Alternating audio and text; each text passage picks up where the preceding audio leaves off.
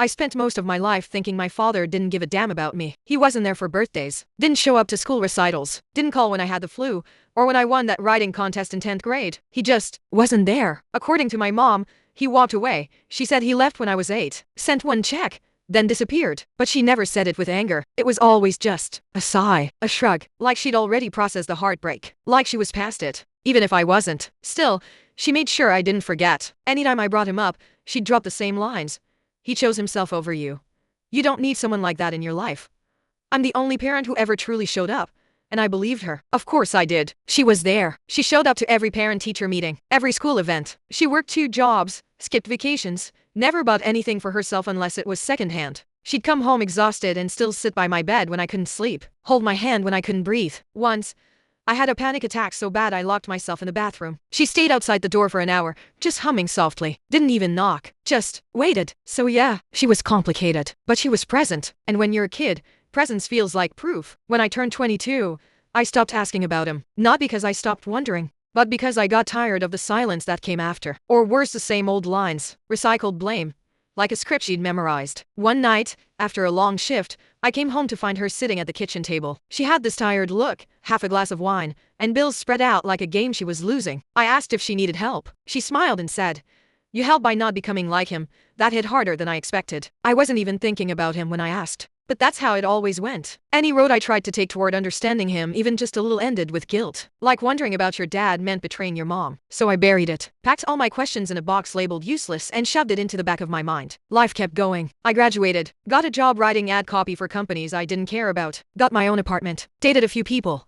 None of it serious. Still had anxiety attacks sometimes, but now I dealt with them alone. Mostly. Then, one Thursday afternoon, I got a call from a lawyer. At first, I thought it was a scam. He said my father had passed away 2 months ago, that he'd left a will, that I was in it. I almost hung up, but something in me, maybe curiosity, maybe spite, made me stay on the line. He gave me an address, told me there were documents and assets I needed to review. I didn't tell my mom about the call. For the first time in my life, I kept something big from her. It felt wrong, but also necessary. Like if I told her, she'd burn the bridge before I could even see what was on the other side. So the next morning, I took the train across the city. Found myself standing in front of a quiet little office with frosted glass and a brass doorknob. The lawyer, an older guy named Harris, looked surprised when I walked in. "You look just like him," he said, then caught himself. "Sorry, that was inappropriate."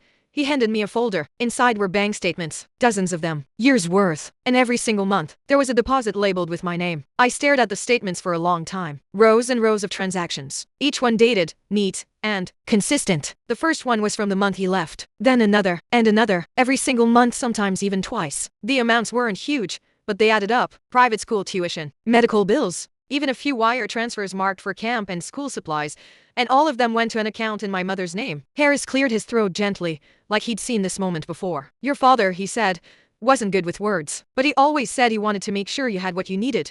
I couldn't speak. I didn't even realize I was gripping the edge of the chair until I felt my fingertips going numb. "He tried to reach out a few times," Harris continued. "Birthday cards, letters, but he said they always came back, returned, marked undeliverable."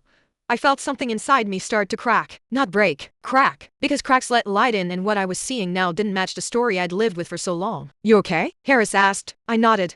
But I wasn't. How could I be? The man I'd written off my whole life, the one I was told walked away, had never really left. He just wasn't allowed back in. I left the office with the folder tucked under my arm, heart pounding like I'd stolen something. That night, I didn't sleep. I didn't call my mom. I just sat on the floor of my apartment, surrounded by years of paper proof that the story I'd been told wasn't the whole truth. And the worst part, a tiny voice inside me, one I didn't want to admit was mine, whispered, "Maybe she lied. Not out of hate, but out of fear, or pride, or maybe even love twisted up in pain." I waited 2 days. Not because I didn't know what to say, but because I didn't know what I'd do if she lied to my face. When I finally showed up at her place, she was folding laundry in front of the TV, some cooking show playing in the background, like it was any other Tuesday night. She smiled when she saw me. "Didn't think I'd see you this week. Everything okay?" I sat down at the table, pulled the folder from my bag and set it in front of me, but didn't open it. "Not yet." "Mom," I said, "can I ask you something? And can you just be honest?" She paused. Her hands stopped moving, a sock still half rolled in her palm. "Of course.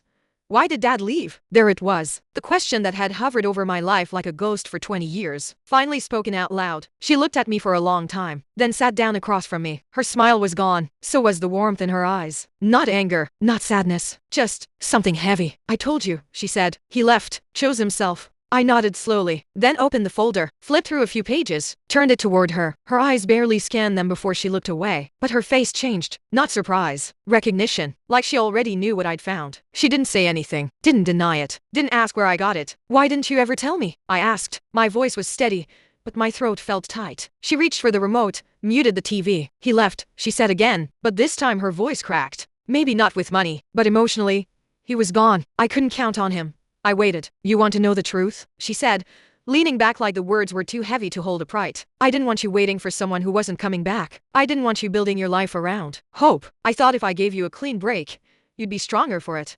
But you didn't give me a choice, I said. You gave me a villain. She flinched barely, but I saw it. Then she said, I did the best I could with what I had. And maybe she did. Maybe. But I couldn't unsee the years of deposits. The quiet evidence of a man who hadn't disappeared, just been erased. I didn't speak to her for a week after that night. Not out of anger. Not exactly. But because I didn't know who I was anymore and I needed space to meet that person. I kept going back to those statements, running my finger over the dates, the notes, trying to imagine the kind of man who would send money every month and never try to show up at the door. Was he weak? Was he ashamed? Or maybe he tried, and someone made sure I never knew. That question stayed with me like a hum in my chest. One night, I got a call from Harris again. He said there was one more thing. A key. He left it with me, Harris said. Said you'd come for it eventually. I went back to the office the next morning. Harris handed me a small envelope, yellowed at the edges. Inside, a single brass key and a folded note, written in a shaky hand. If you ever wonder what I wanted to say, it's in the blue box, bottom drawer, back of the closet. Love you always. No, dear. No, sincerely.